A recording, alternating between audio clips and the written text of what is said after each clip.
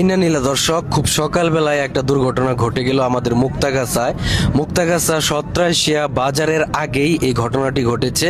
একটি পিকআপ ভ্যানের সাথে ব্যাটালিয়নের একটি পিকআপ ভ্যানের সরাসরি মুখোমুখি সংঘর্ষ হয় এবং সেখানে একটা খারাপ একটা পরিস্থিতি তৈরি হয়। দুইটা গাড়ির সামনেই ভেঙে যায় এবং গ্লাস তো ভাঙছে দেখতে পাচ্ছেন। পাশাপাশি এই যে ড্রাইভার কিন্তু আটকা পড়েছিল।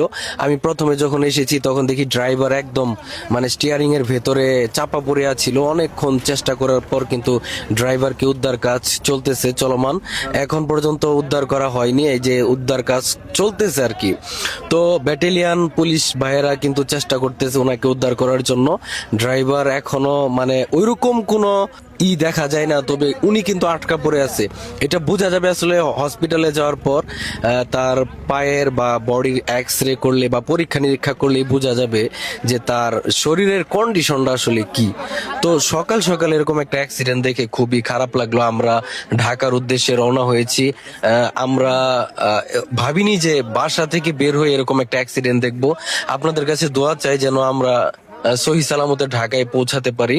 আল্লাহ তাআলা প্রত্যেকটা যাত্রীকে তার নিরাপদ স্থানে, যথাযথ স্থানে নিরাপদ অবস্থায় ফিরিয়ে দিক, এটা আমরা সকলেই চাই। এই যে দেখুন, এই যে দেখতে পাচ্ছেন কি একটা অবস্থা, মানে সকালবেলা এত ভয়াবহ একটা অ্যাক্সিডেন্ট।